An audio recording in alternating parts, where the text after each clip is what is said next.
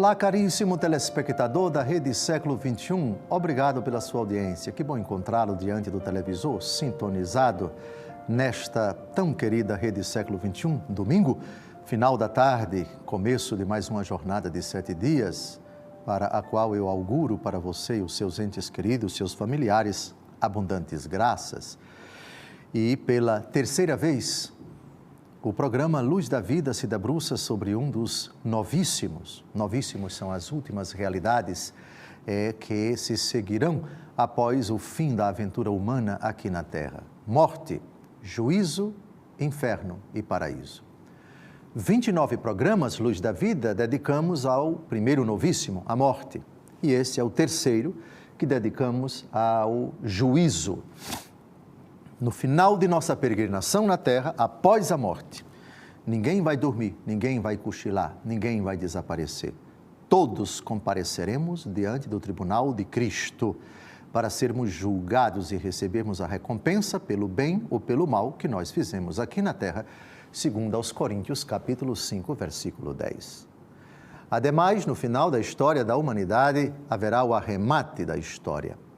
Cristo Jesus, o Filho do Homem, virá sobre as nuvens com poder e glória, cercado dos seus anjos, para o julgamento final, o juízo final, narrado no capítulo 25 do Evangelho segundo Mateus. Nós ainda estamos no Antigo Testamento buscando os fundamentos para Deus como juiz. E já vimos nos 2 programas anteriores que não há um único versículo no Antigo Testamento que fale do juízo particular que vai acontecer na hora da morte, diante de Cristo, juiz. Nem há um único versículo do Antigo Testamento que fale do juízo final, realidade que só vai ser revelada por Jesus Cristo. Mas há fundamentos abundantes no Antigo Testamento para a Deus Todo-Poderoso na condição de juiz, a função judicial de Deus, que conhece os nossos atos, que recompensa cada um, que retribui a cada um de acordo com os seus atos. E vimos isso no encontro passado, ao citar, dentre outras passagens, Jeremias, capítulo 32, versículo 19. Deus retribui a cada um de acordo com os seus atos, e não de acordo com os atos dos outros. Hoje nós vamos tratar de um capítulo extremamente importante do Antigo Testamento, que é o capítulo 18 do livro do profeta Ezequiel. Nessa época, Israel já tem consciência de que o pecado dos pais não pode ser punido nos filhos, nem nos netos, nem na segunda, na terceira ou na quarta geração. Mentalidade primitiva que se encontra em Números, capítulo 14, versículo 18, Êxodo 34, versículos de 6 a 7.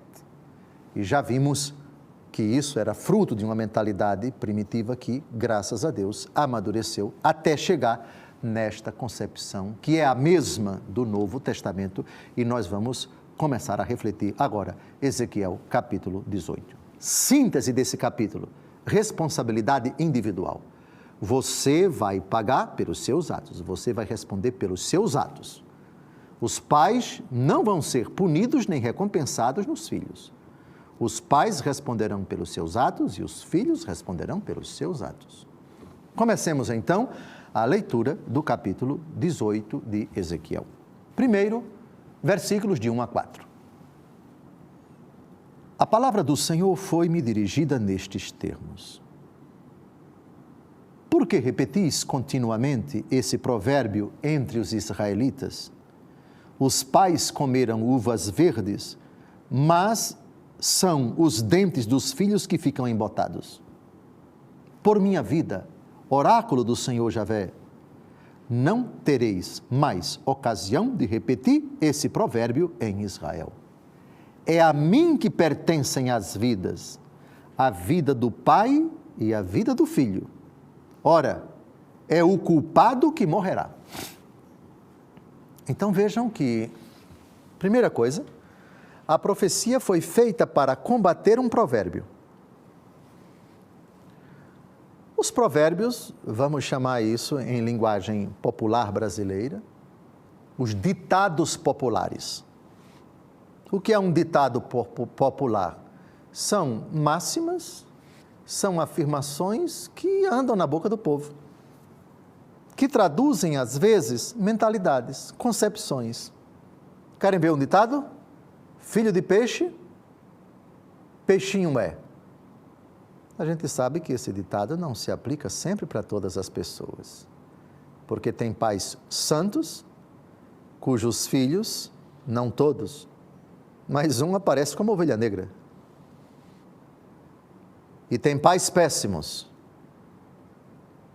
mas que nem todos os seus filhos imitaram-nos. Às vezes os pais são horrorosos, e um filho justíssimo, santíssimo, decentíssimo. Portanto, filho de peixe, peixinho é, não me venha com essa.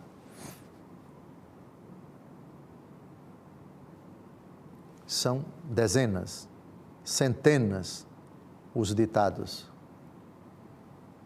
Na minha terra tem um muito interessante, que diz que desconfiado ainda hoje é vivo, e para justificar, não é? Justificar a desconfiança que a gente deve ter, o cuidado a não acreditar imediatamente em determinadas pessoas, não é? E tomar certas precauções, desconfiado ainda hoje é vivo. Como quer dizer, tome cuidado com as pessoas, não seja tão imprudente, não acredite facilmente em determinadas pessoas. Um pouquinho de desconfiança não faz mal a ninguém. Um ditado que talvez tenha relação com Jeremias capítulo 17, versículo 5. Maldito o homem que confia no outro homem. Isso de acreditar logo, imediatamente numa pessoa, pelo seu discurso, pela maneira como se veste, pela sua beleza física, pela sua eloquência, pela sua lábia. Ditados populares. E esse ditado existia em Israel mesmo depois de tantos séculos. Isso prova, por favor, por que repetis continuamente esse provérbio entre os israelitas. Primeiro é bom dizer que certos provérbios são corretíssimos, são perenes, são muito sábios. Aliás, tem um livro da Bíblia com esse nome, Livro dos Provérbios. Livro dos Provérbios. Casa de ferreiro, espeto de pau. Isso é um ditado, um provérbio da minha terra. Que significa o quê? Puxa vida, você tem tudo absolutamente, é cercado de tudo aquilo para exercer a sua profissão, agora pau você não tem. Casa de ferreiro, tem ferro, tem tudo, mas o espeto é de pau, não é de ferro. Você que tem tanta coisa precisa se utilizar de algo que você não tem. Por mais autossuficiente que você acha que é, você precisa dos outros, precisa de outra coisa que não está ao seu alcance. Mais ou menos assim. Pois bem, provérbio errado em Israel. O pecado dos pais é aplicado nos filhos. Os filhos pagam pelos pecados dos pais. Errado o provérbio. Errado. Esse capítulo é ótimo porque desmorona uma mentalidade que está no meio do povo. Isso de dizer que a voz do povo é a voz de Deus, pelo amor de Deus, não diga esse provérbio. A voz do povo é a voz de Deus quando o povo é de Deus. Porque quando o povo não é de Deus, crucifica-o. Voz do povo é a voz de Deus? Que provérbio infeliz. Quem foi que disse crucifica-o para Jesus de Nazaré? Foi o povo. A voz do povo, às vezes, é a voz do diabo. Quando o povo não é guiado por Deus. Quando o povo não pensa como Deus. Quem manda pode, obedece quem tem juízo. Pelo amor de Deus, não diga uma coisa dessa. Deixe de ser catenga e balançar a cabeça para qualquer tipo de ordem, porque tem determinadas ordens e determinadas pessoas que não podem dar certas ordens.